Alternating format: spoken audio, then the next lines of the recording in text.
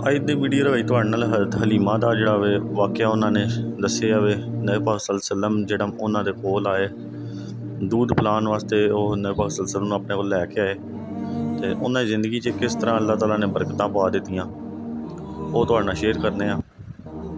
हज़रत हलीमा बयान करते हैं कि 61 साली का मौसम सी।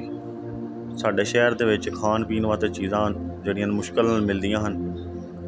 ਜਾਨਵਰਾਂ ਵਾਸਤੇ ਵੀ ਖਾਣ ਵਾਸਤੇ ਜਿਹੜਾ ਸੀ ਉਹ ਬਹੁਤ ਹੀ ਮੁਸ਼ਕਿਲ ਨਾਲ ਚੀਜ਼ਾਂ ਮਿਲਦੀਆਂ ਹਨ, ਜਿਹਦੀ ਵਜ੍ਹਾ ਤੋਂ ਜਿਹੜੇ ਨੇ ਜਾਨਵਰ ਨਾ ਹੀ ਇੱਕ ਉਹਨਾਂ ਕੋਲ ਊਂਟਣੀ ਸੀ, ਇੱਕ ਗਧੀ ਸੀ, ਉਸ ਤੋਂ ਬਾਅਦ ਬੱਕਰੀਆਂ ਹਨ।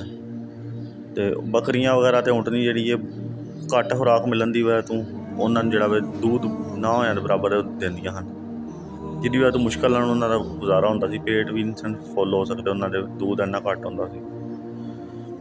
ਅਤੇ ਗਧੀ ਜਿਹੜੀ ਸੀ ਉਹ ਵੀ ਕਮਜ਼ੋਰੀ ਦੀ ਹਾਲਤ ਦੀ ਵਜ੍ਹਾ ਤੋਂ ਟੁਰਨ ਫਿਰਨ ਤੋਂ ਵੀ ਜਿਹੜੀ ਸੀ ਨਾ ਬਹੁਤ ਕਮਜ਼ੋਰ ਹੋ ਗਈ ਸੀ। ਅਤੇ ਉਹ ਬਿਆਨ ਕਰਦੇ ਨੇ ਕਿ ਸਾਡੇ ਇਲਾਕੇ ਦੀਆਂ ਔਰਤਾਂ ਨੇ ਫੈਸਲਾ ਕੀਤਾ ਕਿ ਅਸੀਂ ਮੱਕੇ ਜਾਈਏ ਅਤੇ ਉੱਥੋਂ ਦੁੱਧ ਪੀਣ ਵਾਲੇ ਬੱਚਿਆਂ ਨੂੰ ਜਿਹੜਾ ਅਸੀਂ ਉੱਥੋਂ ਲੈ ਕੇ ਆਈਏ। ਅਤੇ ਜਿਹੜਾ ਮੁਕਾਫਲਾ ਉਹਨਾਂ ਦਾ ਸ਼ਹਿਰ ਤੋਂ ਨਿਕਲਿਆ ਅਤੇ ਰਸਤੇ ਦੇ ਵਿੱਚ ਕਾਫਲੇ ਵਾਲੇ ਉਹਨਾਂ ਦੀ ਵਜ੍ਹਾ ਤੋਂ ਕਾਫੀ ਪਰੇਸ਼ਾਨ ਹੋਏ ਕਿ ਉਹਨਾਂ ਦੀ ਊਂਟਣੀ ਅਤੇ ਗਧੀ ਜਿਹੜੀ ਸੀ ਉਹ ਬਹੁਤ ਆਹਿਸਤਾ ਆਹਿਸਤਾ ਚੱਲਦੀ ਪਈ ਸੀ ਕਮਜ਼ੋਰੀ ਦੀ ਵਜ੍ਹਾ ਤੋਂ।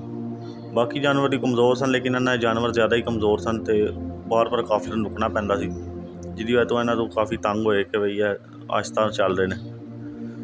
ਜਿਹੜੇ ਟਾਈਮ ਉਹ ਮੱਕੇ ਪਹੁੰਚੇ, ਉੱਥੇ ਜਾ ਕੇ ਨਬੀ ਪਾਕ ਸੱਲੱਲਹੁ ਅਲੈहि ਵਸੱਲਮ ਨੂੰ ਉਹਨਾਂ ਲਿਆ, ਰਾਤ ਉੱਥੇ ਉਹਨਾਂ ਗੁਜ਼ਾਰੀ।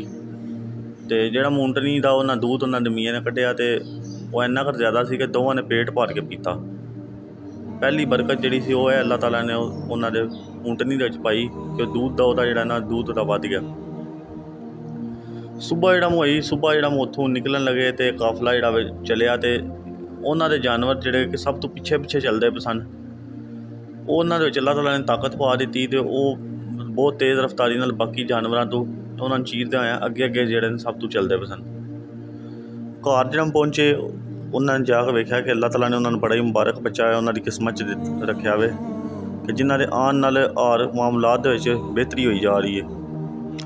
ਉਹ ਬਿਆਨ ਕਰਦੇ ਨੇ ਕਿ ਜਿਹੜੀਆਂ ਸਾਡੀਆਂ ਬੱਕਰੀਆਂ ਅਸੀਂ ਉਹਨਾਂ ਨੂੰ ਬਾਹਰ ਭੇਜਦੇ ਹਾਂ ਕਿ ਚੁੱਕ ਕੇ ਆਉਣ ਅਤੇ ਵਾਪਸ ਆਉਂਦੀਆਂ ਹਨ ਅਤੇ ਬਹੁਤ ਹੀ ਜਿਹੜਾ ਨਾ ਪੇਟ ਉਹਨਾਂ ਦੇ ਖਾਲੀ ਹੁੰਦੇ ਹਨ, ਦੁੱਧ ਬਹੁਤ ਘੱਟ ਹੁੰਦਾ ਸੀ। ਲੇਕਿਨ ਉਹਦੇ ਵਿੱਚ ਨਬੀ ਪਾਕ ਸੱਲੱਲਹੁ ਅਲੈहि ਵਸੱਲਮ ਤੋਂ ਆਉਣ ਤੋਂ ਬਾਅਦ ਇੰਨੀ ਬਰਕਤ ਪੈ ਗਈ ਕਿ ਉਹਨਾਂ ਦੇ ਥਣ ਜਿਹੜੇ ਨੇ ਦੁੱਧ ਨਾਲ ਭਰੇ ਹੋਏ ਹੁੰਦੇ ਹਨ।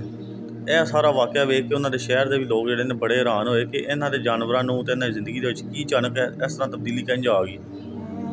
ਅਤੇ ਉਸ ਤੋਂ ਇਲਾਵਾ ਹਜ਼ਰਤ ਹਲੀਮਾ ਕਹਿੰਦੇ ਨੇ ਕਿ ਸਾਡੀ ਜ਼ਿੰਦਗੀ ਦੇ ਵਿੱਚ ਇਸ ਤਰ੍ਹਾਂ ਦਾ ਸਕੂਨ ਆ ਗਿਆ ਕਿ ਅੱਲਾਹ ਤਾਲਾ ਨੇ ਸਾਡੀ ਜ਼ਿੰਦਗੀ 'ਚ ਬਰਕਤਾਂ ਹੀ ਸ਼ਾਮਲ ਕਰ ਦਿੱਤੀਆਂ।